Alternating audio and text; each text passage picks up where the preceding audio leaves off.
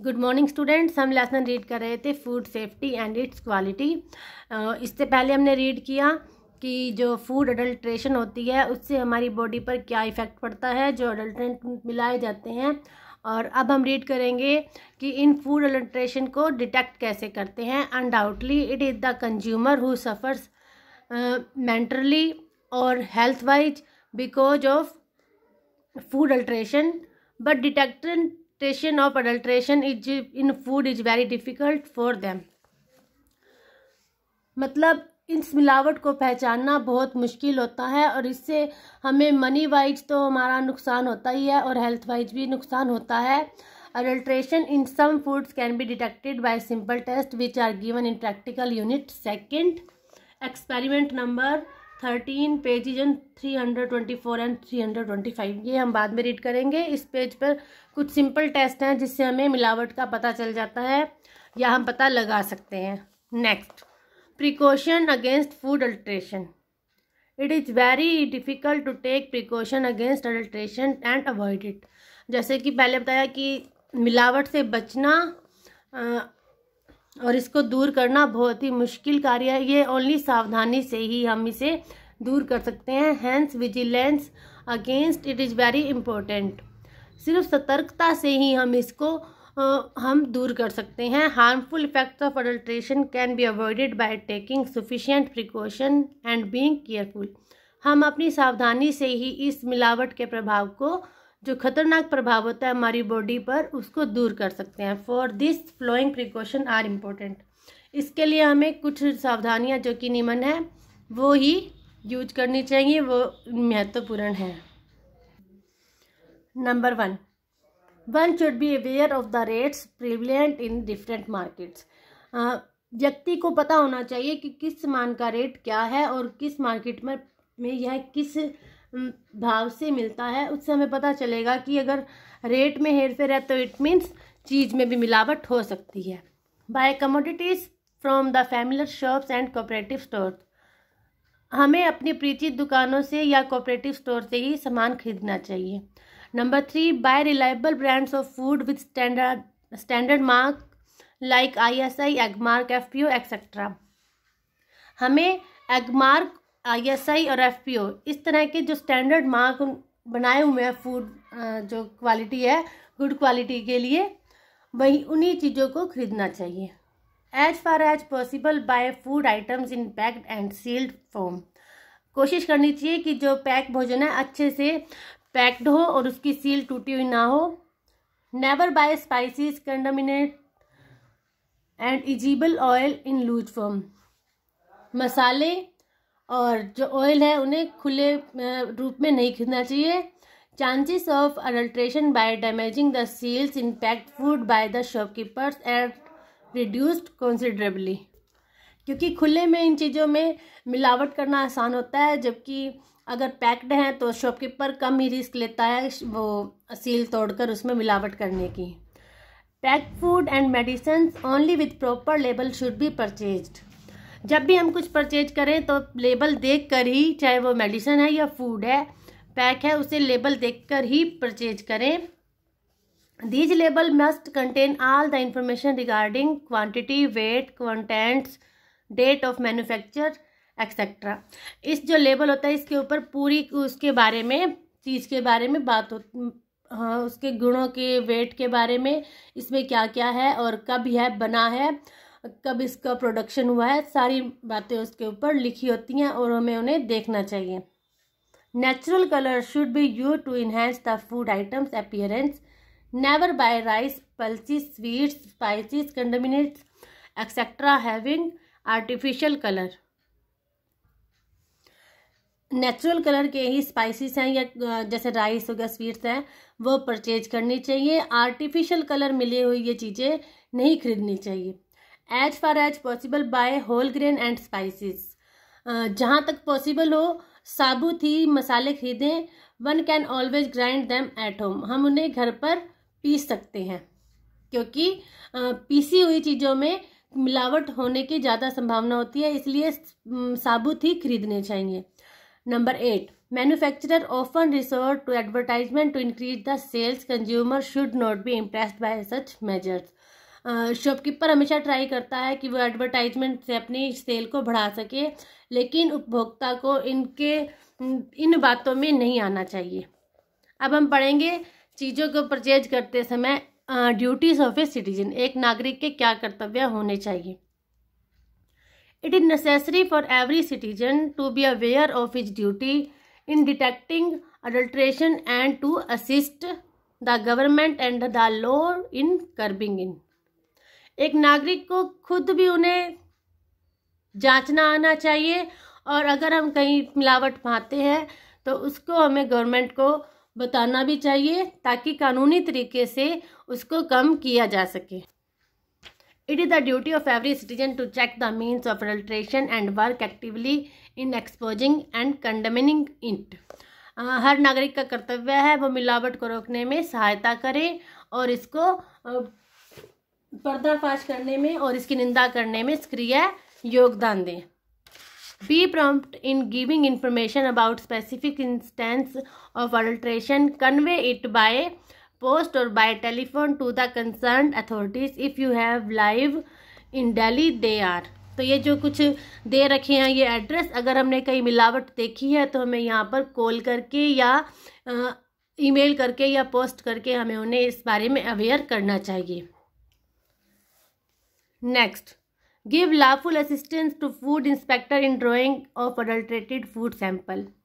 जो मिलावट वाले फूड सैंपल है हमें उनको उसके बारे में फूड इंस्पेक्टर को बताना चाहिए और कानूनी तरीके से ये काम करवाना चाहिए। Be ready to act as a witness and to give evidence in court in such cases. अगर ऐसा कुछ केस होता है तो हम उसके लिए विटनेस के रूप में तैयार रहना चाहिए ताकि कोई भी उस समय बात हो तो हम उसमें अपना जो एविडेंस है दे सकें। Offer full cooperation and help in campaign against food alteration. ये फूड की जो मिलावट है इसके विरुद्ध अगर कोई कैंपेन चलाया जा रहा है तो उसमें हमें अपना पूरा योगदान सहयोग देना चाहिए। Consumer should be careful about weight और measure in at the time of purchase. इस बारे में तो कंज्यूमर को खुद ही केयरफुल रहना चाहिए, उसके भार और नाप तोल के विषय में। Complaints regarding under weight should be address to weight and measures department. अगर भार और नाप तोल संबंधित कोई समस्या है तो इसको इसके डिपार्टमेंट में जाकर इसकी कंप्लेन करनी चाहिए। If any food article is expected to be adulterated the following action are recommended under the provision of PFA act. अगर कोई चीज़ में मिलावट पाई जाती है तो उसको PFA एक्ट के अंडर उसको लिया जाता है। इसके बाद कंप्लेंट्स पर एक्शन होता है। इसके लिए कुछ स्टैंडर्डाइज मार्क्स हमारी गवर्नमेंट ने निर्धारित किए हैं ताकि हमारे जो फूड की क्वालिटी है वो अच्छी रहे और भारतीय मानकों के अनुसार उसमें क्या कुछ होना चाहिए और उसमें मिनिमम स्टैंडर्ड कुछ निर्धारित कर रखे हैं तो उसके बारे में हम रीड करेंगे। Government has taken various steps to determine and maintain the quality of food stuff and other items on consumer use. सरकार ने जो खाद्य पदार्थ हैं और कुछ अन्य आइटम जो हैं जो कि उपभोक्ता के प्रयोग के लिए होती है उसकी गुणवत्ता के लिए, उसकी अच्छी क्वालिटी के लिए कुछ मानक तैयार किए हुए हैं। जब वो मानकों पर सही उतरती है चीज़ उसके बाद ही उस पर मार्क लगाए जाते हैं और standardised mark ensure the quality of the product and guarantees that the good has been tested and found to be good quality. अगर उसके ऊपर मार्क है तो ये समझना चाहिए कि अब हमारे लिए ये गारंटी है कि इस चीज़ को अच्छी तरह से परखा गया, इसका टेस्ट हो चुका है और इसके अब गुड क्वालिटी की यह चीज़ है। तो इसके लिए हमारे इंडिया ने 2 ऑर्गेनाइजेशन, हमारी गवर्नमेंट इंडियन जो सरकार है 2 ऑर्गेनाइजेशन इसके लिए वर्क करती हैं। Number 1 bureau of Indian standards, number 2 directorate of marketing and inspection. Number 1 हो गया भारतीय मानक ब्यूरो और नेक्स्ट हो गया विपणन निरीक्षण निदेशालय। नंबर 1 मार्क है इसका इंडियन स्टैंडर्ड इंस्टीट्यूट ISI, जिसके हम जानते हैं Indian standard institute, is now known as bureau of Indian standards. जो हमने फर्स्ट ए पढ़ा, BIS यहाँ से लिया गया है। इसका स्टैंडर्डाइज मार्क क्या है? ISI। Under the ISI act of 1957, bureau of Indian standards has the right to set standards for any products of producer. जो भी प्रोड्यूसर है उसके प्रोडक्ट का कुछ उन्होंने मानक निर्धारित किए हैं, उनको पास करने के बाद ही ये ISI मार्क उन्हें प्रोवाइड किया जाता है।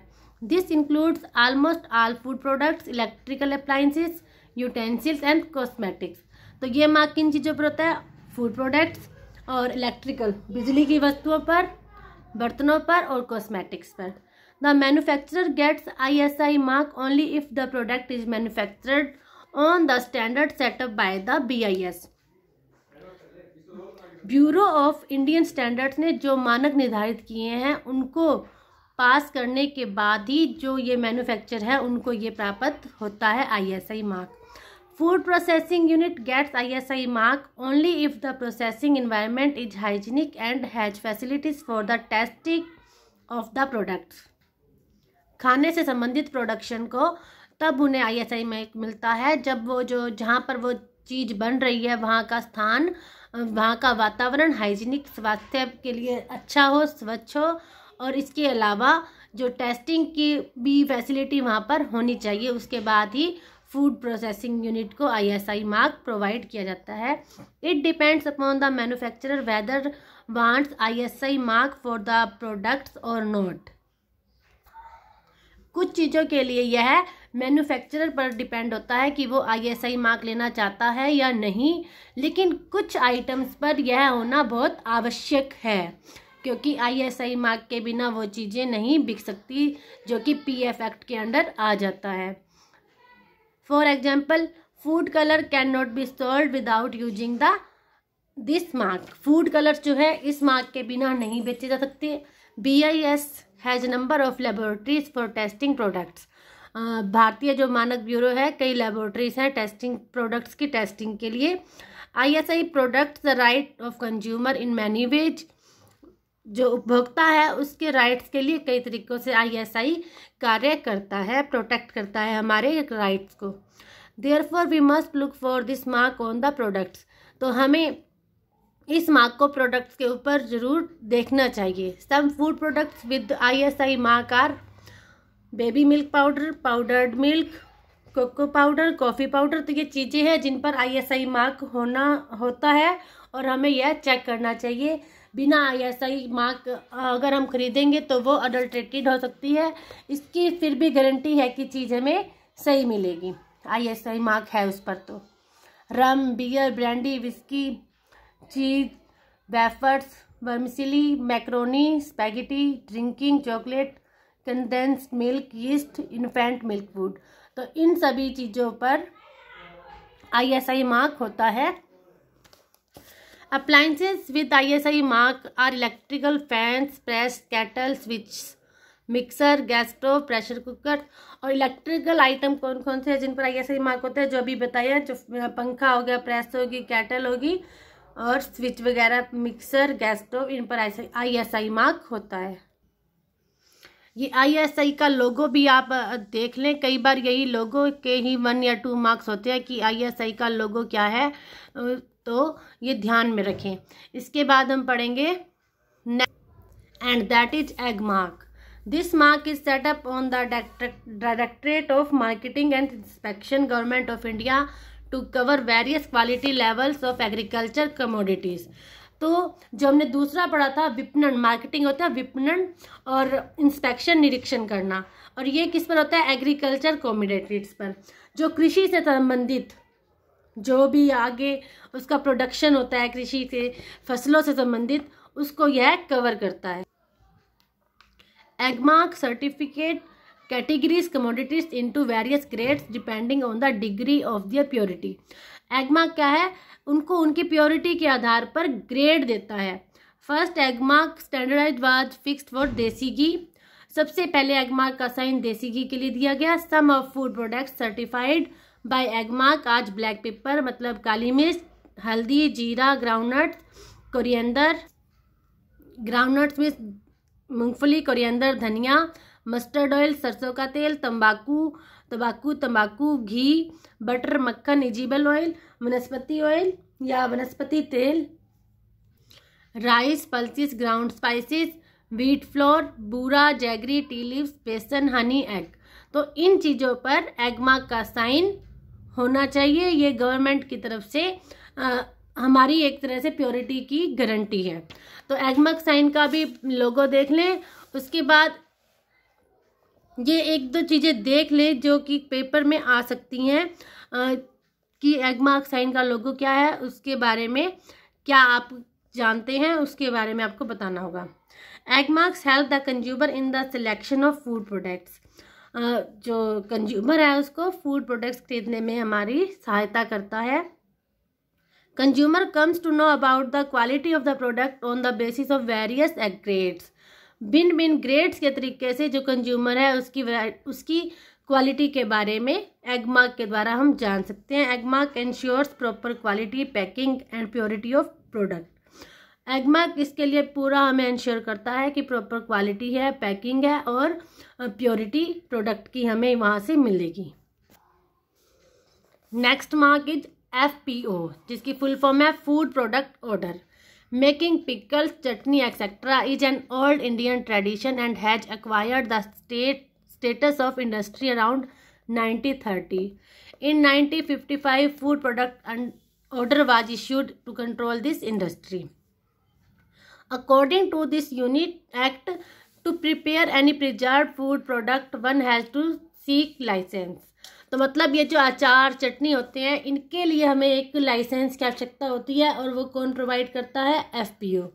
This act ensures a healthy and hygienic environment in the factory where food products are preserved. जहाँ पर ये चीज़ें बनाई जाती हैं वहाँ की जो वातावरण है वो हाइजीनिक हो, जो सामान बनाया जा रहा है वो हेल्थ के लिए अच्छा हो। ये इसको बताता है कि ये प्योरिटी की हमारे लिए गारंटी है। क्या है ये? FPO। और ये 1930 जो इंडस्ट्री स्टार्ट हुई थी अचार पिकल बनाने की, उसके बाद 1955 में ये एक तरह से FPO इस इंडस्ट्री को कंट्रोल करने के लिए लाया गया था इसे। तो पहले इस FPO का लोगो देख लें। और ये मेनली कहाँ मिलेगा? अचार, पिक और चटनी, इसके अलावा जो जूस फ्रूट होते हैं, फ्रूट जूसेस और जो मुरब्बे वगैरह होते हैं उनके ऊपर FPO मार्क हमें देखना चाहिए। This order sets minimum standard for the quality and facilities for preservation of vegetable and fruits. सब्जियों और फ्रूट से, जो फलों से जो बनाया जाता है, उसके स्टैंडर्ड, उसकी क्वालिटी को मेंटेन रखने के लिए इसका आदेश इसमें दिए जाते हैं। The products prepared according to the standards are given FPO mark. और FPO मार्क के द्वारा गए आदेशों को जो पालन करता है, उनके मानकों को मानता है, उसको ये मार्क मिलता है। Some of the food products certified by FPO are. तो FPO क्या देते हैं, कौन कौन से प्रोडक्ट्स इसके अंडर में आते हैं? संरक्षित fruits, fruit juices, squash and soups, dry fruits and vegetables, preserved vegetables, fruit drinks, jam and jelly, synthetic vinegar, pickle, chutney, murabba, sharbat, carbonated drink in cans, bottles and other packing. तो इन सब चीज़ों पर FPO मार्क्स होना चाहिए। ओके, आज हमने पढ़ा कि किस फूड आइटम पर कौन सा मार्क होना चाहिए जो कि हमारी क्वालिटी और प्योरिटी की गारंटी देता है। और यहीं पर ये चैप्टर अब फिनिश होता है और आपको अच्छे से अब ये प्रिपेयर करना है। Okay, thanks.